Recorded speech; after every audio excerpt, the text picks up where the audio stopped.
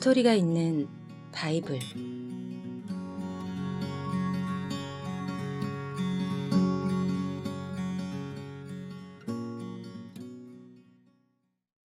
이집트로 간 요셉의 형들.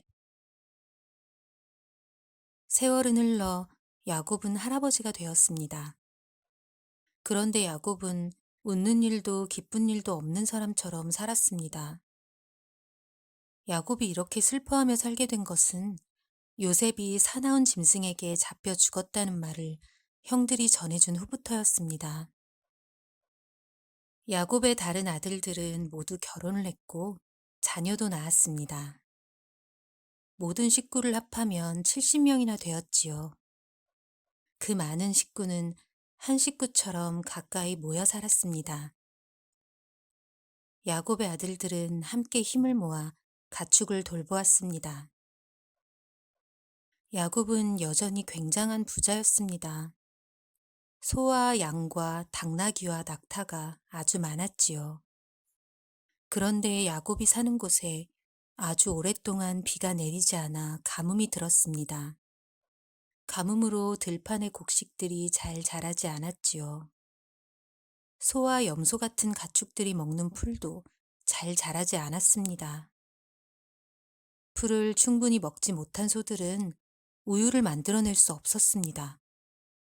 가나안에 사는 야곱과 야곱의 아들들은 조금씩 사는 게 힘들어졌습니다. 그 후에도 가뭄은 계속되었고 마침내 들판에서 곡식이 자라는 것을 볼 수 없었습니다. 결국 아무것도 자라지 않아 사람도 가축도 먹을 것이 없는 거칠고 쓸쓸한 들판이 되었습니다. 이제 모두 어떻게 살아야 할까요? 어느 날 당나귀에 큼직한 곡식 자루를 2개나 실은 사람이 야곱이 사는 마을을 지나가고 있었습니다. 그걸 본 야곱이 물었지요. 아니, 그 곡식들은 어디서 구하셨소? 이집트에서 구했습니다. 그곳에서 곡식을 사왔지요. 이집트에는 곡식이 많이 있습니다. 그곳에는 곡식이 자라고 있나 보죠? 야곱이 다시 물었습니다. 아닙니다. 거기도 이곳과 마찬가지로 곡식 한 톨 자라지 않습니다. 하지만 몇 년 전 곡식이 아주 잘 자라던 때가 있었는데 그때 이집트 사람들은 커다란 창고를 많이 지어서 남은 곡식들을 차곡차곡 보관했다는군요. 이집트 사람들은 흉년이 들어도 걱정 안 한답니다. 총리님에게 가서 곡식을 살 수 있으니까요. 그 총리라는 분이 바로 곡식 창고를 책임지고 관리하는 분이죠. 그 말에 귀가 번쩍 뜨인 야곱은 당장 아들들을 모았습니다. 너희도 이집트에 한번 가봐라. 가서 곡식을 사오도록 해라. 조금 있다 곡식이 다 떨어지고 나면 우리 모두 굶어 죽게 생기지 않았느냐. 오래전 이집트로 가는 외국 상인들에게 요셉을 팔았던 형들은 이집트에 가고 싶은 마음이 전혀 없었습니다. 하지만 지금은 어쩔 수 없이 이집트로 가야만 했지요. 형들은 나귀를 타고 이집트를 향해 출발했습니다. 막내 베냐민은 아버지 야곱과 함께 집에 남기로 했습니다. 베냐민에게 나쁜 일이 생기지 않을까? 걱정이 많은 야곱은 베냐민을 함께 보낼 수 없었습니다. 베냐민도 라헬이 낳은 아들이었지요. 요셉이 없는 지금 베냐민은 야곱이 가장 사랑하는 아들이었습니다. 긴 여행 끝에 형들은 이집트에 도착했습니다. 곡식을 사려고 온 사람들은 먼저 총리를 만나야 했기 때문에 형들도 총리를 만나기 위해 다른 사람들처럼 기다리고 있었습니다. 마침내 형들의 차례가 되어 총리를 만나게 되었습니다. 형들은 총리 앞에 깊이 머리를 숙여 절했습니다. 자, 여기서 요셉이 어릴 때 꾸었던 꿈을 기억하시나요? 요셉의 형들이 요셉 앞에 절하는 꿈 말입니다. 곡식단들이 나오는 그 꿈. 그 이야기를 들은 형들은 요셉에게 화를 냈지요. 그런데 지금 그 꿈이 그대로 이뤄진 것입니다. 요셉은 자신에게 공손히 머리를 숙이고 절을 하는 이 사람들이 자신을 이집트로 팔았던 10명의 형들이라는 것을 단번에 알아봤습니다. 그런데 동생 베냐민이 보이지 않았습니다. 베냐민은 어디에 있는 걸까? 혹시 형들이 베냐민도 팔아버린 건 아닐까? 베냐민이 어디 있는지 당장 확인해 봐야겠다. 요셉이 말했습니다. 너희는 어디에서 왔느냐? 형들이 아주 공손히 대답했습니다. 예, 저희는 가나안이라는 나라에서 왔습니다. 곡식을 사려고 이곳으로 왔습니다. 뭐라? 요셉은 일부러 더 엄한 목소리를 내며 말했습니다. 내가 너희의 말을 믿을 것 같으냐? 너희는 첩자임이 틀림없다. 이집트를 몰래 살펴보려고 이곳에 온 것이 틀림없다. 나중에 너희 나라 군대를 이끌고 우리 이집트로 쳐들어오려는 계획을 세우고 이곳에 온 것이 아니냐. 형들은 그 말에 소스라치게 놀랐습니다. 아닙니다. 저희들은 첩자가 아닙니다. 저희는 가나안에 사는 목자들입니다. 저희는 본래 형제가 12명이었는데 한 명은 죽고 다른 한 명은 늙으신 아버지와 함께 고향에 남아 있습니다. 그따위 말은 믿을 수 없다.